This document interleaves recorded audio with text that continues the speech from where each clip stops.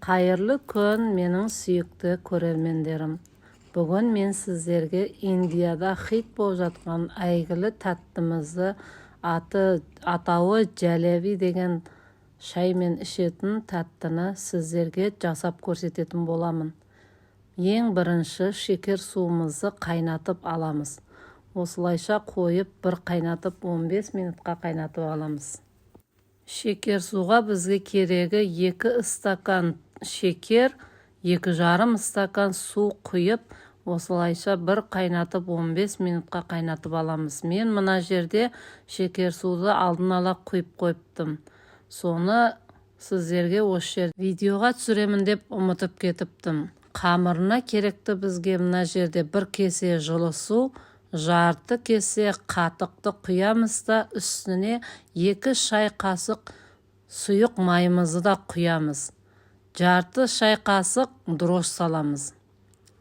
Осылайша аз ғана шым-шым тұз саламыз. Жақсылап араластырып, 1 келкі қамыр қылып, сұйық қамыр қылып, осындай елегішімізге салып, ұнымызды елеп, 1 келкі сұйық қамыр қылып, қамыр былғағыштың көмегімен осылайша етіп былғап аламыз, ұнымызды салып.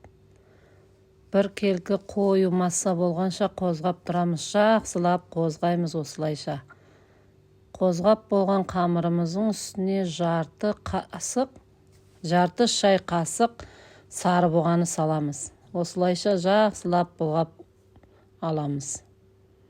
Қамырды илеп, үйін қандыру үшін қаншалықты илесек, соншалықты жақсы болатын сияқты. Бұны да жақсылап былғап, үйін қанғанша былғап аламыз былғағыштың көмегімен. Менде сары бұған аз болғандықтан тағы да салып көрдім. 1 келкі сары масса болғанша араластырамыз. Қазақша каналымыздың дамуына үлестеріңізді қосып кетіңіздер. Егерде тіркелмеген болсаңыздар, тіркеліп кетіңіздер. Мен әлі сіздерге талай қазақша рецепттерді түсіріп көрсететін боламын.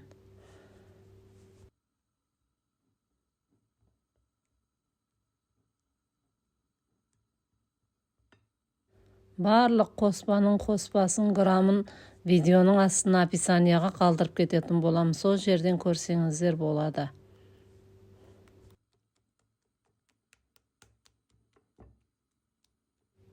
Былғап болған қамырымыздың үстіне валенинді саламыз. Валенин иісін әдемі шығарып, дәмін өзгертеді. Өте керемет дәм береді. Менде 1,5 грамдық валенин, Қолпынайдың валенинін осылайша саламыз да жақсылап араластырып аламыз.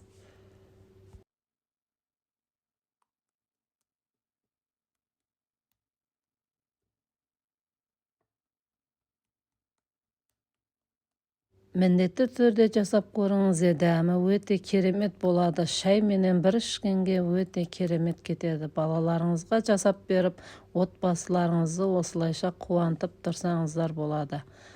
Былғап алған массамызды 10-15 минутқа демалдырамыз да, осылайша воронканың үстінен құйып, бір ыдысымызға құйып аламыз.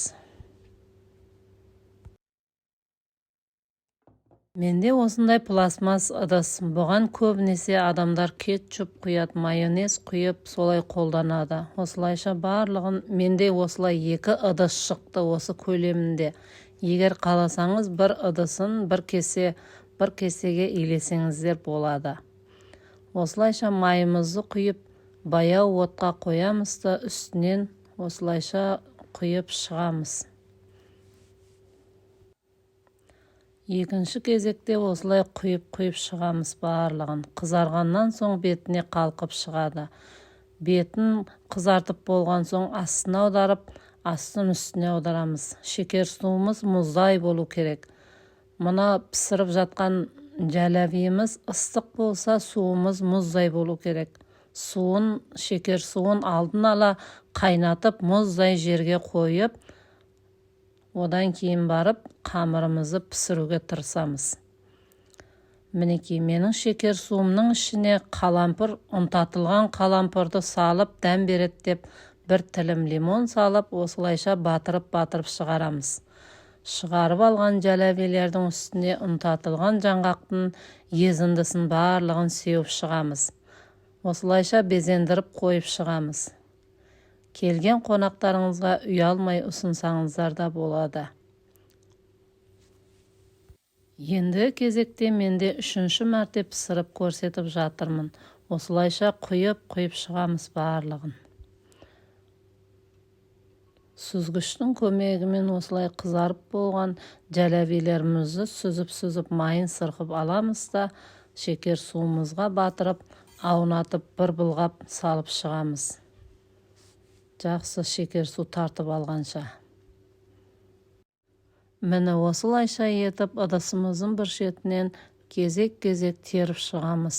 Бірінен соң бірін қойып, бетіне жаңғақтарымызды сеуіп шығамыз. Жаңғағымыздың ұнтақтарын сеуіп шығамыз. Мен бір тәлеркіге шыққанның барлығына жаңғақ септім, екінші тәлеркіме кокостың ұнтағын септім.